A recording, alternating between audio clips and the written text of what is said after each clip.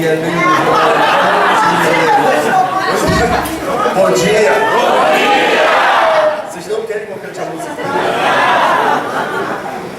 Então, gente, eu percebi uma coisa no intervalo, hein? E eu quero assim prevenir os irmãos. Esse negócio de pendrive, capacidade, não é de Deus. Não é de Deus, certo? Então, cada um seja feliz com aquilo que Deus lhe concedeu. Gente,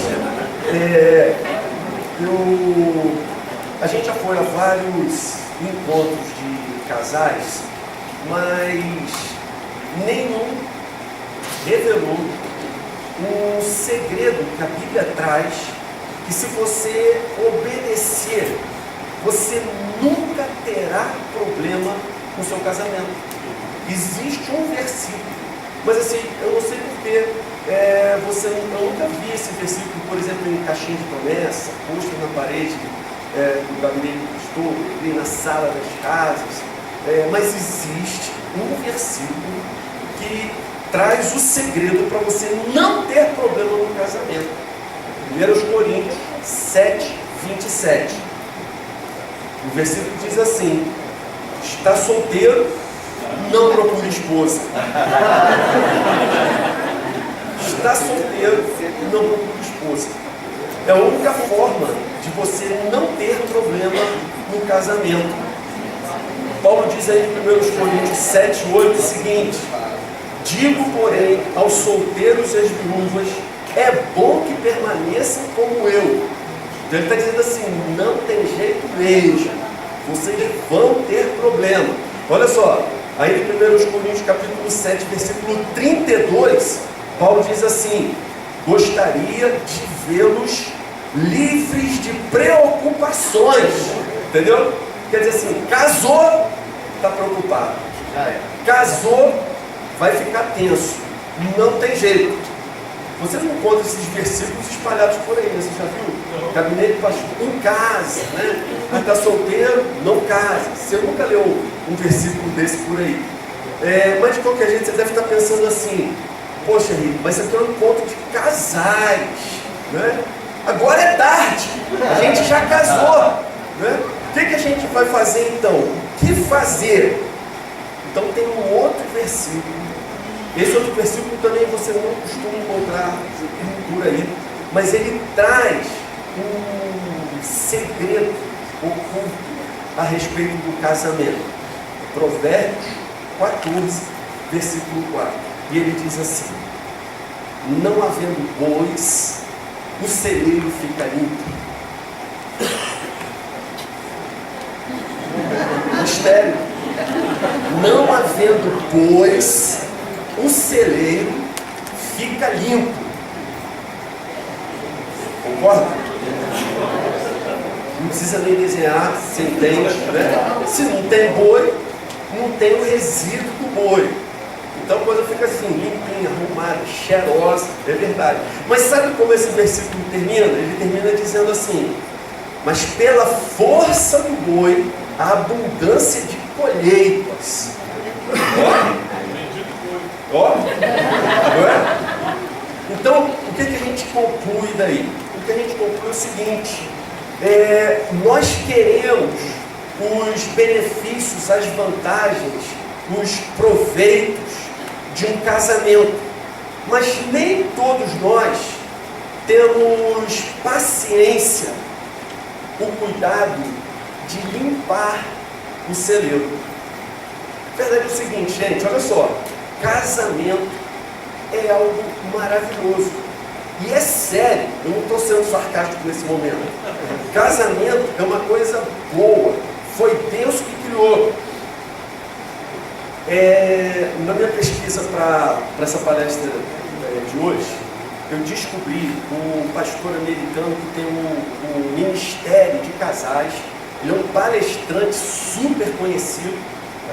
Os vídeos dele lá tem 2 milhões, 3 milhões de views. E eu achei muito sugestivo o título que ele propôs ao ministério dele, que é assim: melhore seu casamento dando risadas. Aí eu pensei assim, vamos abrir uma filial no Brasil, no Ministério do cara que é tão bem sucedido lá, a gente convida o pastor Marcão para ficar à frente. Né? Melhore seu casamento dando risadas. Mas esse cara, ele é um cara, até onde eu procurei saber, quando eu pesquisei, um cara sério, o nome dele é Mark Google, e ele fez uma pesquisa muito interessante, ele patrocinou uma pesquisa muito interessante. O ministério dele é realmente muito grande lá. Então olha o que ele descobriu. As pessoas casadas são mais saudáveis. Olha, as pessoas casadas, os casados, são mais saudáveis do que os solteiros. Outro, as pessoas casadas são mais felizes. Por que você está tão tenso? É verdade, gente. Olha o outro. As pessoas casadas são mais ricas. Eles juntam mais. O patrimônio deles aumenta. Eles são mais bem-sucedidos profissionalmente. As pessoas casadas vivem mais. A expectativa de vida dos casados é maior do que a perspectiva de vida dos solteiros. E a última, gente, essa aqui arrasou. As pessoas casadas têm mais satisfação no sexo. Você sabe o que essa pesquisa aqui demonstrou? Sabe aquela história? Pô, o cara chega lá no trabalho, casado, passou um fim de semana com a esposa, os filhos, aquela zoeira toda dentro de casa. Aí chega lá, aquele solteirão que tem fama de matador. Aí o cara vem com aquela história, porque fiz, aprontei e tal. O que a pesquisa diz é que é tudo propaganda enganosa. Não aconteceu nada daqui. Então a pesquisa constatou que as pessoas casadas são muito mais satisfeitas, são muito mais resolvidas nessa questão da intimidade do que os solteirões. Agora, casamento não é uma coisa isenta de problemas. A gente sabe disso. Veja só, o problema começa já no dia do casamento, por causa das perspectivas que são diferentes. Quando a gente fica lá na frente para celebrar um casamento, no momento que a noiva entra lá atrás, todos se viram para lá e o pastor fica atrás de todo mundo virado para lá, e a gente tem uma visão privilegiada daqui e fica observando como as pessoas reagem. E nesse momento, de uma maneira geral, a gente ouve as madrinhas dizendo assim: lá vem ela, lá vem ela. E ao mesmo tempo a gente ouve os padrinhos comentando: lá vai ele, lá vai ele. Então você vê, tudo é uma diferença de perspectiva. Já começa nesse momento. A verdade é que Gênesis capítulo 1, versículo 27, está muito claro. Criou Deus o homem à sua imagem, a imagem de Deus o criou, homem e mulher os criou. Gente, isso aqui é importante. No original, as palavras aqui são macho e fêmea. Ou seja, quando a Escritura registra que Deus criou homem e mulher, as palavras do original, elas vêm carregadas com essa entonação sexual. Então fala macho e fala fêmea, lá no original. Então, eu queria salientar isso, que quando Deus criou Adão e Eva, quando Deus criou a humanidade, Deus criou homem e mulher, macho e fêmea. Mas essa diferença, ela não se limita à parte física, à parte do corpo apenas. A mente é diferente, a essência é diferente, o sistema emocional é diferente. Nós vivemos uma pressão muito grande hoje para nós tentarmos acreditar ou mudar de ideia e achar que não, é tudo igual. Homem e mulheres são iguais, exatamente iguais, não tem diferença absolutamente nenhuma. Foi tudo uma questão de padronização da sociedade, foi uma imposição da cultura judaico-cristã. Mas isso daí não é verdadeiro, as pessoas são efetivamente iguais. Existem cristãos hoje que começam a pensar assim: não, de fato, homem e mulher são exatamente iguais, Uma vez eu tive que resolver uma questão real no gabinete, que foi assim: sentou o maridão, sentou a esposinha, e a questão do maridão que havia pedido para conversar, junto com a sua esposinha, foi: pastor, ela não quer mais dividir a conta do restaurante comigo, pastor. Fala com ela que ela tem que dividir.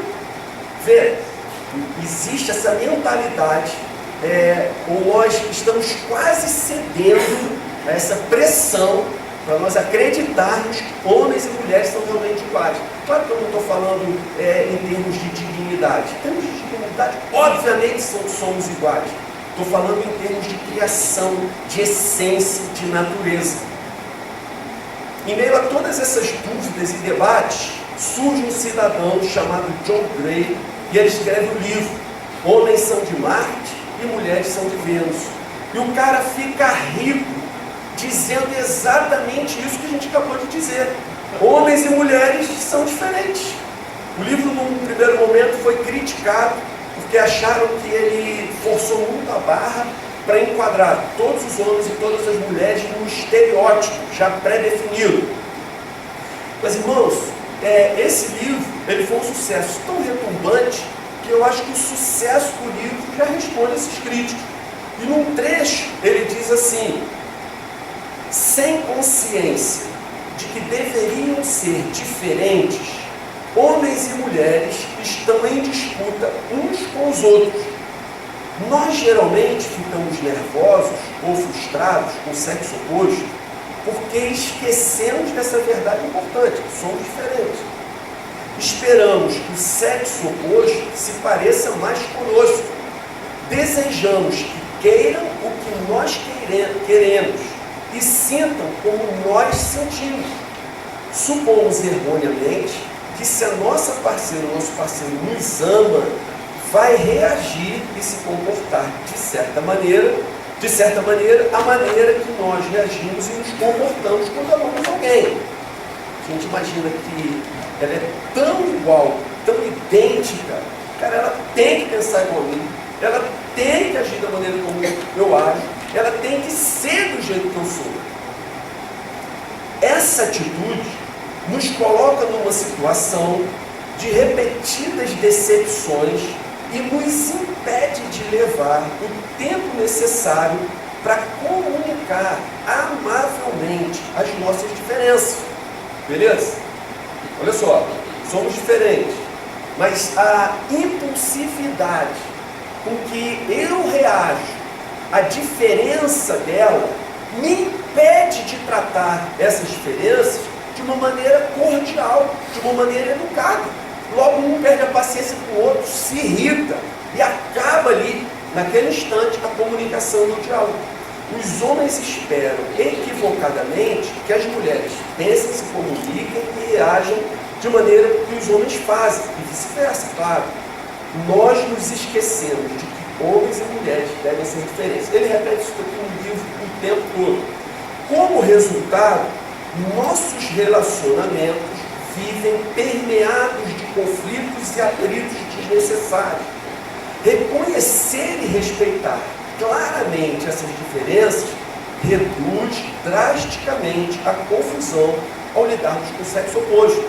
Ou seja, se a gente parar de acreditar nessa história de que somos exatamente iguais, de que não há diferença, que a responsabilidade é a mesma, que temos que repartir tudo, porque somos exatamente semelhantes, nós vamos permanecer tendo atritos indefinidamente.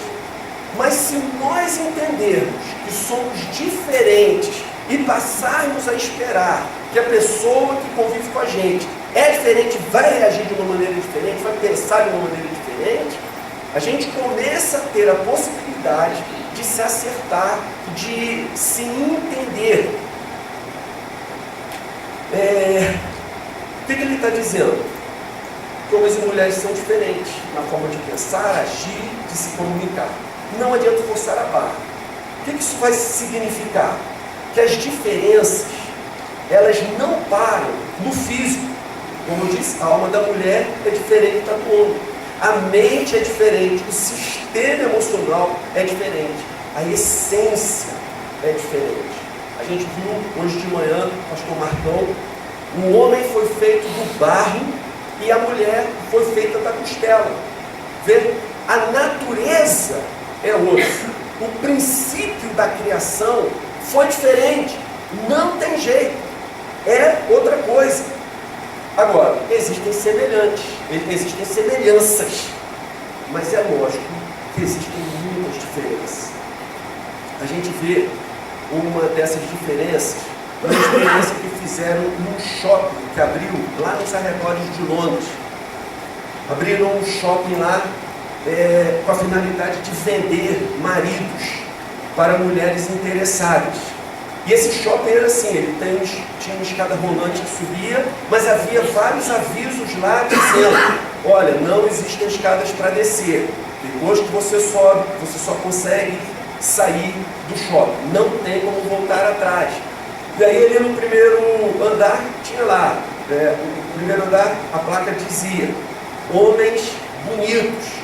E as mulheres que iam lá à procura de marido, para comprar um marido para si, nesse shopping, dizem assim: gente, quantos homens bonitos, olha como eles são lindos e tal. O que será que tem no segundo andar?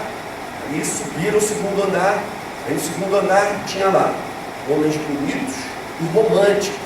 Meu Deus, além de bonitos, eles são românticos, olha quanto lindo, todos eles românticos, encantadores, que coisa legal. Pois o que será que tem no terceiro andar? Chegaram no terceiro andar, trabalhadores. Nesse andar você vai encontrar homens bonitos, românticos e trabalhadores.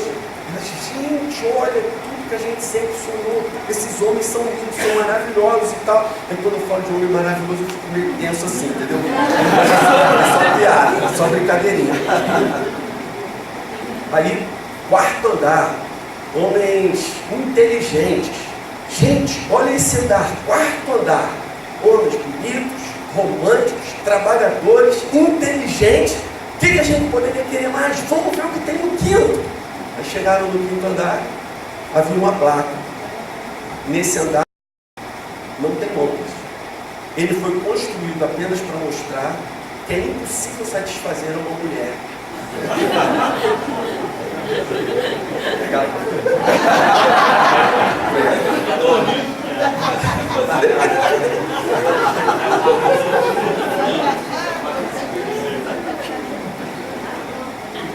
Gente, esse shopping, ele fez um sucesso tão grande, imagina, que decidiram abrir um shopping em frente para as mulheres, para vender as mulheres. Aí o cara que queria comprar uma mulher para se casar, ia lá naquele shopping, ele chega lá, primeiro andar, mulheres bonitas.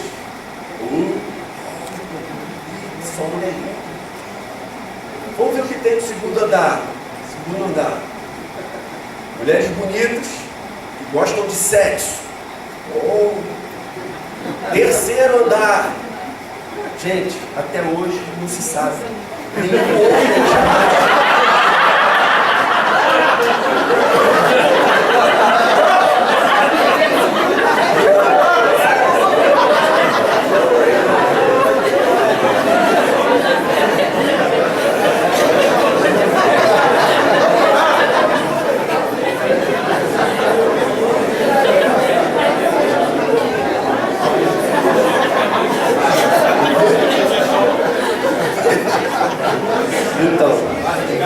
Gente, olha só. Então a gente vê o seguinte: tem diferença entre homem e mulher. Então, nesses dias, vocês sabem, a Fátima está empenhada lá em preparar o nosso encontro de mulheres, que até agora no evento. Estava lá entretida, lendo aquele monte de livro, um monte de livro da cama. Aí eu descobri uma estatística. Aí falei assim: olha que coisa interessante, essa estatística aqui. As mulheres precisam falar muito mais do que os homens. Né? Você já sabia disso? As mulheres falam 20.000 palavras. Os homens falam 2.000. Olha que coisa. O homem fala 2.000 palavras por dia. Precisa falar 2.000 palavras. E as mulheres precisam falar 20.000. Gente, ela nem levantou os olhos. Ela falou: o que a gente pode fazer? A gente tem que falar 10 vezes para vocês ouvirem.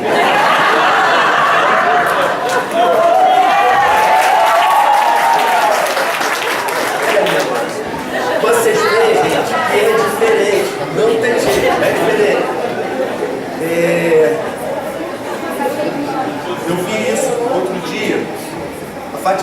aquela coisa, a mulher consegue fazer um monte de coisa e o homem só consegue um monte de coisa de uma vez, o homem só consegue fazer uma. E aí ela estava fazendo lá empadão, lavando louça, não sei o quê, estava preocupada com a Ana Paula que chegar em casa daqui a pouco, atenta ao telefone. Aí ela falou assim, meu Deus, eu queria saber se o filho do nosso sobrinho Paulo já nasceu. Henrique, dá uma ligada para lá. Aí, Henrique dá uma ligada para saber se o filho nasceu. Com certeza, Mário, continua fazendo suas coisas aí. Peguei lá, alô Paulão, e aí, tudo bem? Já nasceu, Paulão? Já, pô, Paulão, que maneiro, parabéns. Pô, Deus abençoe aí, valeu, tchau. Amada, já nasceu.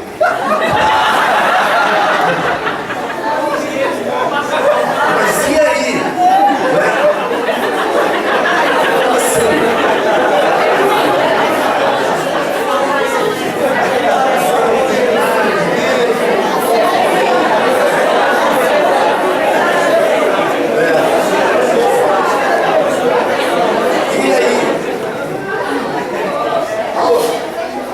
Peso, altura, parece bem, qual a cor dos olhos, o parto foi rápido, que hospital que eles estão.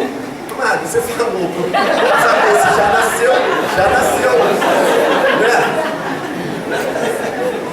Então, olha só, para homens e mulheres, as palavras, elas têm sentido completamente diferente. As palavras são diferentes. Se os homens vêm de Marte, as mulheres vêm de Vênus, o idioma que eles falam não tem jeito diferente. Por exemplo, a gente vai sair, Fátima já está lá no carro me esperando, eu falo para ela, amada, me dá 5 minutos, que em 5 minutos eu estou no carro. 5 minutos para a gente, o que é? 360 segundos. Significa assim, pode contar aí no seu relógio daqui a 5 minutos aí. Agora, se a situação é diferente, amado, vambora, estou aqui te esperando. Quando ela diz assim, me dá 5 minutos, o que isso significa? Para as mulheres, 5 minutos significa assim, olha, você já me avisou que eu preciso andar rápido, eu preciso de um tempo indeterminado. Por favor, não me chame outra vez. Quer dizer, 5 minutos. Um tempo indeterminado. Aí, a mesma coisa. E o que você tem para esse sábado? Aí eu respondo, amada, esse sábado eu não tenho nada. Então, quando o homem diz que não tem nada, o que ele quer dizer? Não tem nada. A mulher vai depender das circunstâncias. Então, por exemplo, quando ela me pergunta, Henrique, o que você vai fazer sábado? Eu digo, nada. Ela entende assim, ele está totalmente à minha disposição. Eu vou falar para ele, lavar o quintal, dar banho no cachorro, colocar as lâmpadas queimadas da casa. Né? O sentido é sempre diferente. Se eu pergunto para ela, amada, o que está acontecendo aí? Algum problema? Se ela responde, nada. Você pode ter certeza. Você pode ter certeza. Olha, a coisa está feia. Começa a tomar cuidado. Vai orar e jejuar. Daqui a pouco o problema vem. Quando o cara chega em casa e dá um suspiro, significa, pô, saí do estresse, vida de tarde e tal, né? Pô, agora estou aqui, relaxei. Cara, quando a gente está conversando e a mulher dá um suspiro, o que ela quer dizer com isso? Você é um idiota. Você é um idiota. Você não está entendendo. Então vai em frente, vai em frente. Aí chega lá o filho, pô pai, você pode prestar o carro hoje? Toma aí, filho, pode pegar, vai lá, vai em frente. Né? Significa o quê? Vai nessa, tudo bem, tá tudo certo. Agora, e quando a mulher fala, tá bom, vai em frente, o que ela está dizendo com isso? Está dizendo o seguinte, olha, essa é a última oportunidade que eu estou te dando para você se arrepender. É a última oportunidade. Beleza? Então, guarda essas palavras, né? 5 minutos, nada, suspiro e vai em frente. Sabe por quê, gente? Porque quando ela suspira, se você não se arrepende, ela vai dar um suspiro. Vocês vão discutir sobre nada. E depois você vai ficar um tempo indeterminado sem fazer aquilo que você gosta. Você será punido pela sua idiotice. O castigo virá. Então, gente, sabe o que acontece? Porque a mente do homem, ela é como... o máximo que eu consegui imaginar foi isso, né? Um corredor de um hotel comprido. E assim, o pobre do homem, ele só consegue abrir uma porta de cada vez. Não tem jeito, o homem é assim, foi feito assim, né? Então, olha, você quer conversar sobre qual assunto? A gente vai sentar e conversar sobre aquele assunto. Agora, vamos conversar sobre esse assunto. Pega o telefone, liga para não sei quem, muda de canal, faz não sei o quê. Gente, o homem não tem essa capacidade. É uma porta de cada vez. O cérebro do homem é como um corredor cheio de portas. Para ele abrir uma porta, ele tem que fechar outra. Nós não conseguimos abrir muitas portas ao mesmo tempo. E o cérebro da mulher? Até agora não sabemos.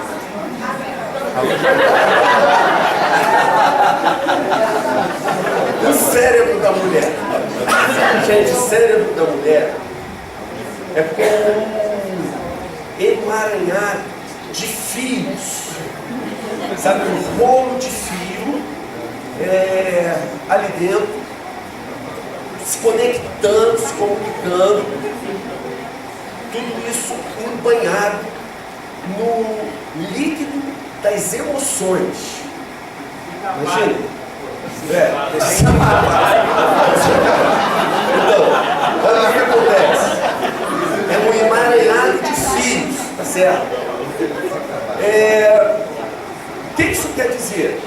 O que isso quer dizer? Para a mulher, está tudo interligado.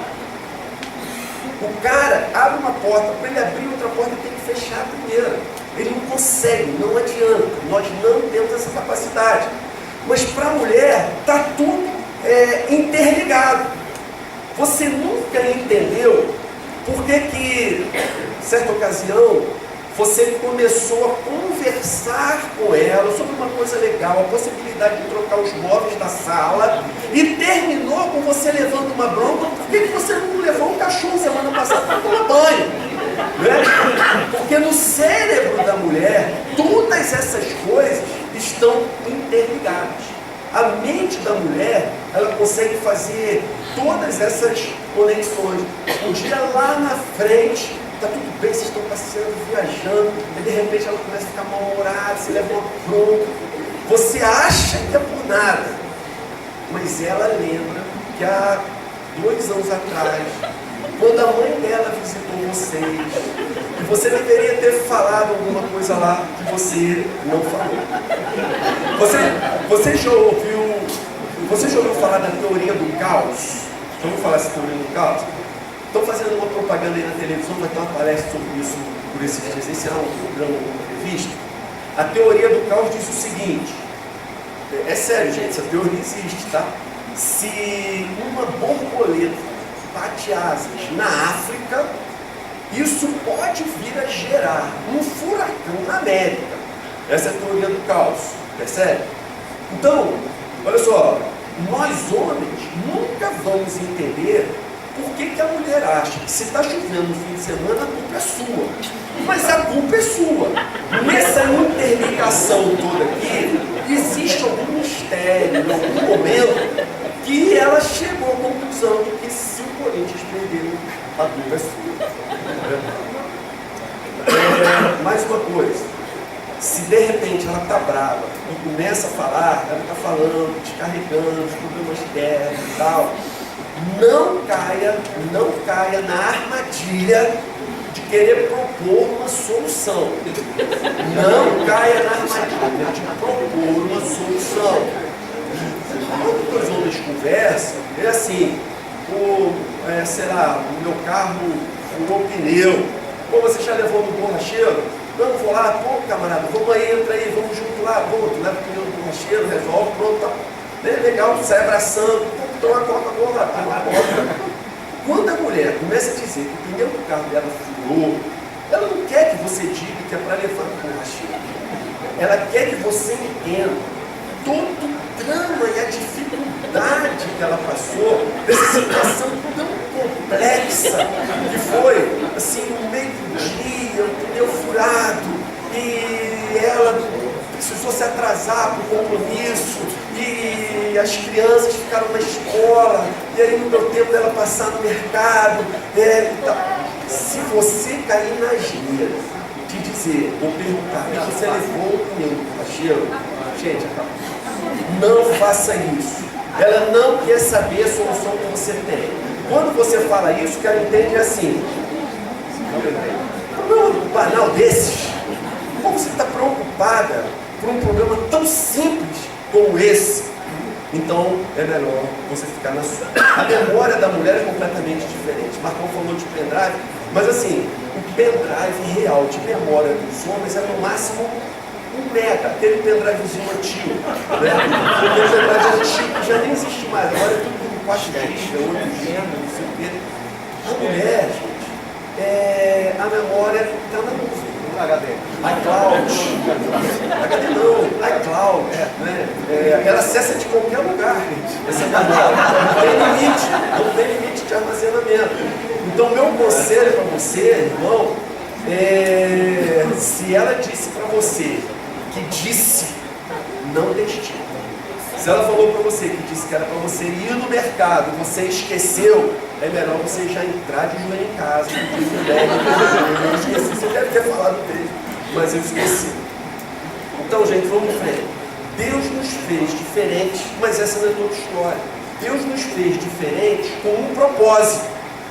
Não é bom que o homem esteja só. Então quem viu que a solidão não era uma coisa boa e providenciou um auxiliador, uma companheira, foi Deus. Vê, a iniciativa foi de Deus. Então Deus falou, não é bom que o homem esteja só, e providenciou a sua companhia.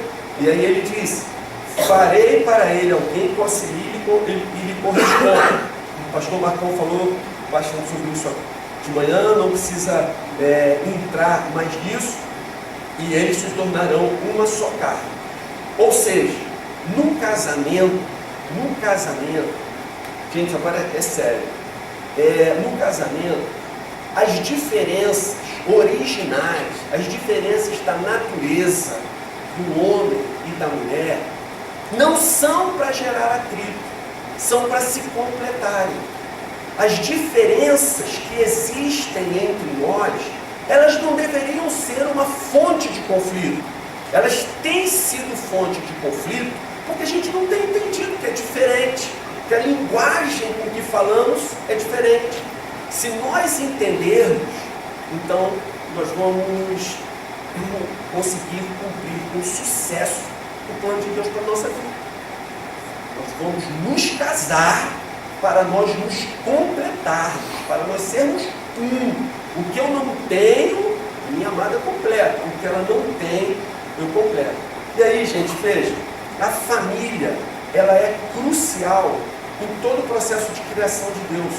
Lá no início, antes da queda, Deus já havia instituído a família. Deus estipulou a família e falou, eu quero que vocês tenham filhos, cresçam e que vocês dominem sobre a terra. A principal tarefa da família é implantar o reino de Deus nessa terra a partir de si própria. E é por isso que a gente vê a família. Família formada por um homem e uma mulher sendo tão atacados. Um dos principais fatores de degeneração da nossa sociedade é justamente o fato do marido e da mulher não entenderem o seu papel na família. Um marido ausente, um pai ausente, é uma das situações mais destrutivas da nossa geração. Vejam só, um fato muito conhecido de todos nós nas últimas semanas. A mãe que levou a menina para tocar no homem nu. Gente, a pergunta que eu faço é: cadê o pai dessa criança? Cara, cadê o pai? Bom, eu imagino que se tivesse um pai ali, jamais teria tolerado algo tão abominável, ridículo como aquilo. Mas cadê os pais? Onde os pais estão? Aquela pergunta a respeito de Adão e Eva. Ah, Eva foi tentada. Eva que cedeu a primeira tentação de Satanás. Foi Eva que induziu Adão. Mas a pergunta é: onde estava Adão no momento em que Eva era tentada? Cadê esse cara? Cadê esse homem que Deus chamou para ser o líder espiritual do seu lar, o protetor do seu lar, o provedor da sua casa? Por onde andam esses homens? Uma crônica, na verdade um relato chocante de um escritor chamado, de um colunista chamado Stephen Kennedy. Uns chamam Kennedy, outros Kennedy, mas enfim, como chamou mais tempo Kennedy, eu vou manter.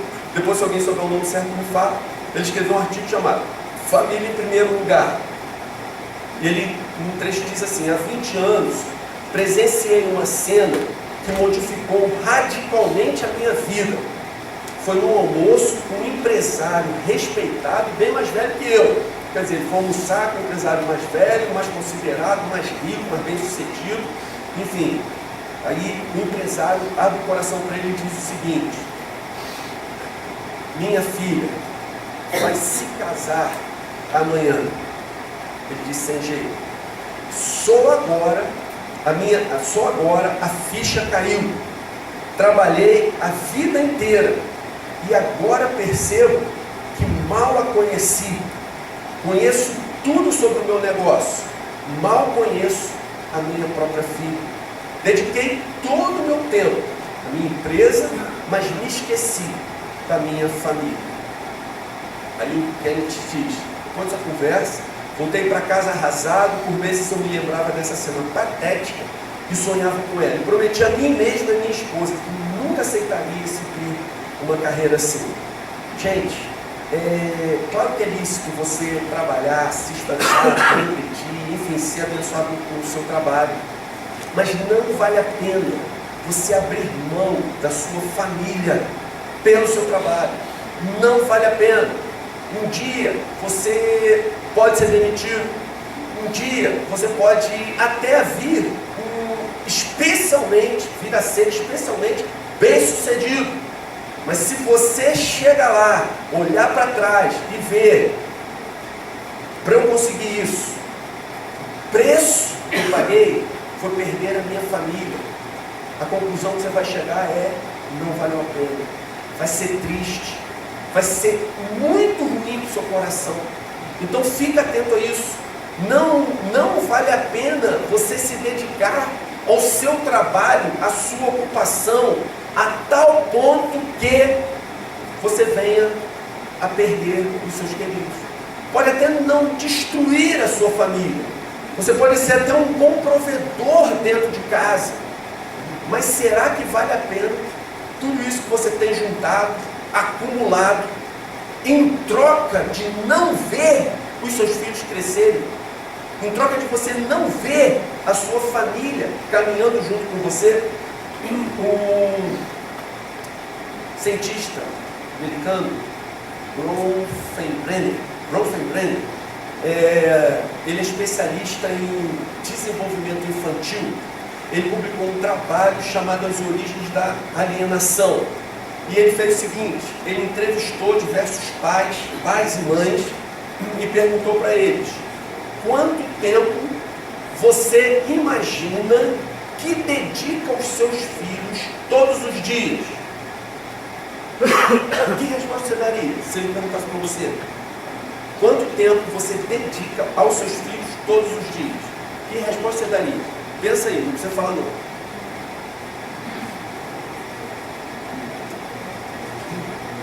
Os entrevistados responderam 15 a 20 minutos. dedico 15 a 20 minutos todos os dias aos meus filhos.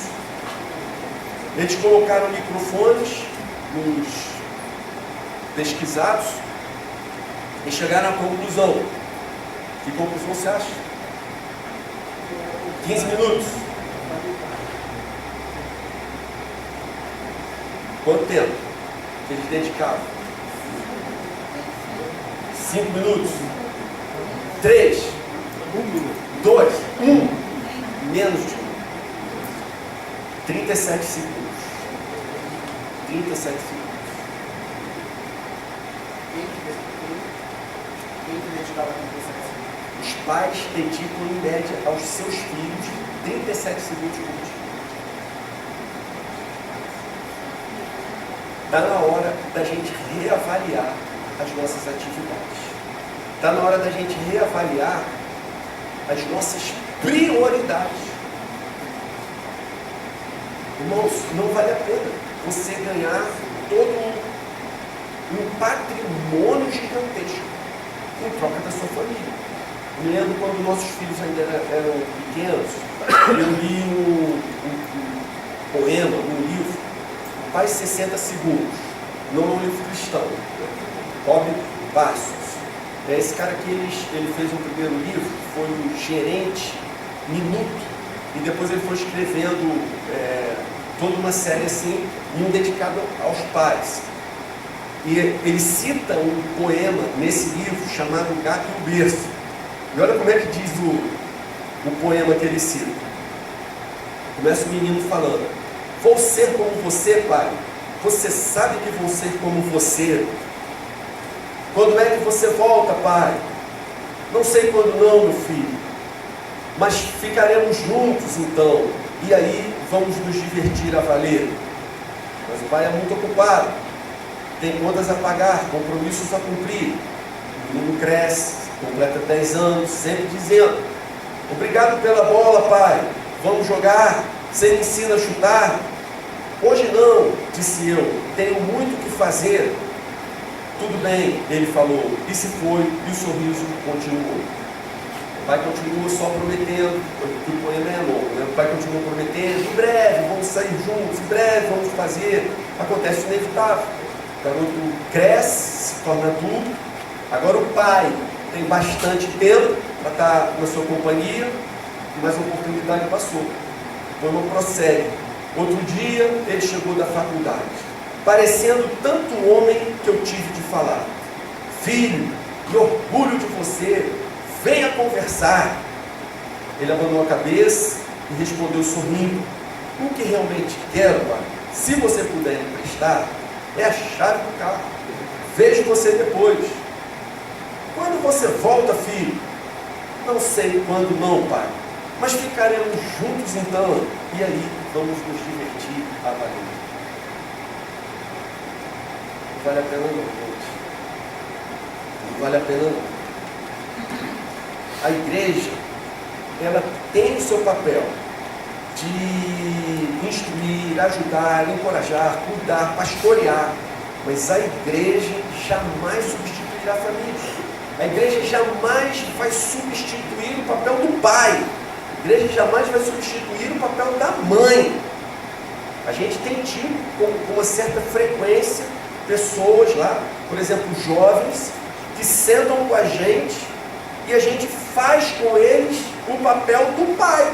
A gente diz: não, cara, olha só, isso aí você não vai poder fazer não. Não, você não vai sair para não sei onde depois da reunião, você vai para casa e você tem que chegar cedo em casa e tal. E a gente vê alguns jovens, eles não têm pai presente.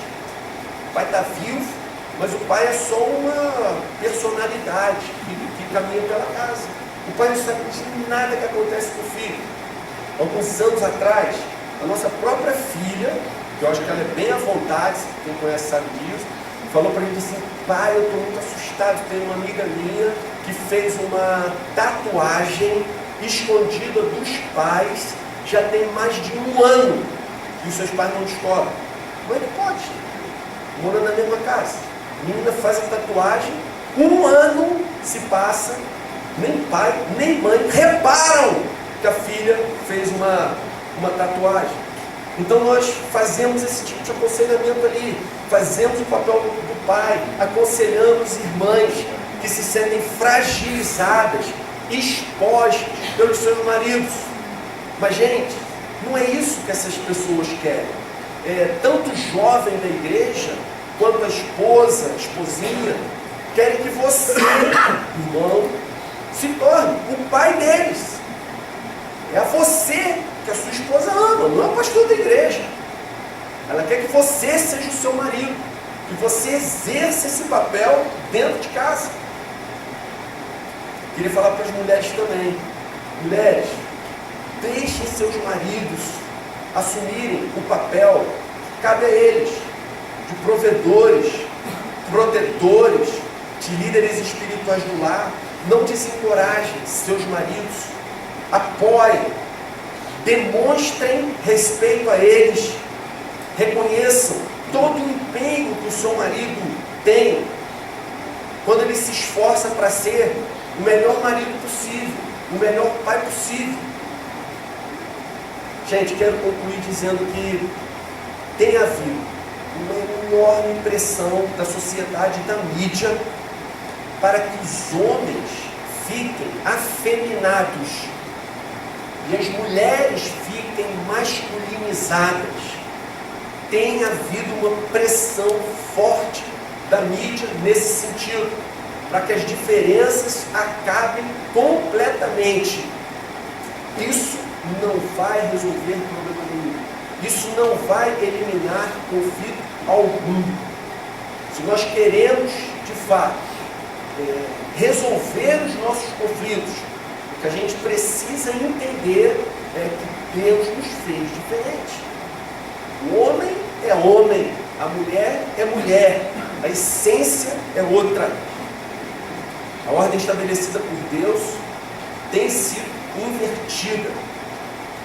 E o que a gente vê é que cada vez mais mulheres assumem funções para as quais elas não foram criadas. Não é hora da gente debater isso aqui, né? Mas isso quer dizer o quê? A mulher não pode ser gerente, diretora, presidente da empresa? Gente, claro que pode.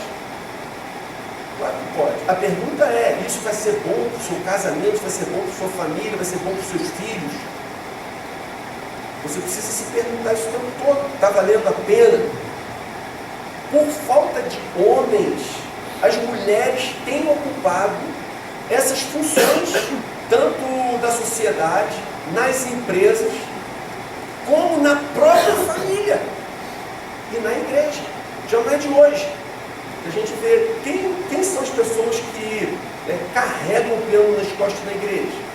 Quem são as pessoas que, de uma maneira geral, acordam cedo, vão para lá, oram, jejuam, se dedicam, se empenham. A imensa maioria, gente, são mulheres. Eu não digo os homens. E quero dizer para vocês que elas assumem esse papel, mas em sua maioria, elas não estão satisfeitas e felizes por estarem fazendo isso. Boa parte delas já estão cansadas de lutarem, de se desgastarem pela preservação da sua família. Da sua família. Elas estão cansadas.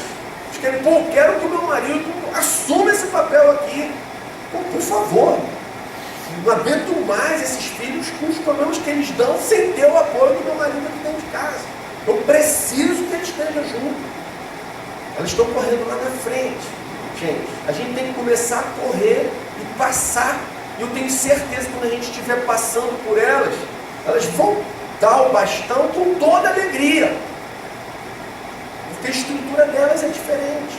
A nossa estrutura é diferente. Foi para isso que nós fomos criados. Foi para isso que elas foram criadas. Agora, em novembro, como eu disse, vai haver um encontro de mulheres lá na Oceânia. Gente, eu encorajo todas as irmãs aí, os maridos, a levarem suas esposas. Porque lá, durante o fim de semana inteiro, vai ser falado a respeito de qual é o papel da mulher na família, na sociedade, o que é uma mulher, o valor da mulher, a preciosidade da mulher. E tudo isso, gente, não de acordo com os autores de novela, não de acordo com a opinião das amigas do condomínio ou da academia, de acordo com a Bíblia. O que a Bíblia diz a respeito disso? Grande parte dos conflitos do casamento ocorrem pelo desconhecimento desses papéis, pelo desconhecimento dessas diferenças. Mas, gente, é exatamente isso que faz do casamento algo tão maravilhoso. As diferenças não são para gerar atritos, mas elas se completam. Pouco tempo atrás, a gente teve um desentendimento lá em casa. Falar a verdade, nem me lembro o que foi. Deve ser alguma coisa importante, tipo uma lâmpada queimou, a torneira estava vazando, alguma coisa assim. Mas aí tivemos lá o nosso desentendimento. Aí depois que passa aquela birra, aquela manha, né? Lá um dia a gente se abraçou, aí minha amada virou para mim e falou assim: nós só estamos juntos até hoje porque eu sei que você ama mais a Jesus do que a mim. Eu falei para ela: Mari, eu tenho certeza, a gente só está junto até hoje porque eu tenho certeza que você ama mais a Jesus do que a mim. Gente, se tem algum segredo do casamento, para o casamento ser feliz, saudável e duradouro, o segredo é esse. Foi assim que disse C.S. Lewis, né? Ama o Senhor acima de todas as coisas. E você vai passar a amar todas as coisas com o melhor amor e o mais sadio possível. Vamos fazer uma oração? Senhor, somos diferentes, assim o Senhor nos criou. Não é uma diferença em termos de dignidade, de valor, mas é uma diferença de função, de chamado, de tarefa. Então, Senhor, ensina o nosso coração, tira da gente todo valor, todo conceito, toda ideia, toda definição que não é de Deus, que não está alinhado com a Bíblia Sagrada. E ensina a gente, Senhor, o teu caminho, para que a gente consiga desenvolver casamentos sadios, felizes, fortes, que nós venhamos a gerar filhos e filhas santos, alegres, felizes, que se orgulham dos seus pais, da sua casa, têm prazer em voltar ao seu lar, mesmo depois de casados, voltam com alegria, porque sentem paz ali. Então, Senhor, faz assim entre nós. Dá que nossas famílias sejam luzeiros, cheias do Espírito Santo, e através delas o Senhor venha a impactar profundamente a sociedade, a vizinhança aonde o Senhor nos estabeleceu, onde o Senhor nos colocou. Obrigado, Senhor, por esse encontro de casais, que a tua doce e maravilhosa presença continue com a gente aqui. Abençoa os reuniões de células, as palestras que ainda virão, as atividades. Renova o coração, Senhor, de toda a equipe da oficina de família. Há muito tempo que eles já vêm se dedicando, eles estão muito cansados. Então, que o Senhor lhes dê esse descanso, esse repouso, esse revigoramento, Senhor. Então, muito obrigado por tudo. Nós te agradecemos em nome de Jesus. Amém.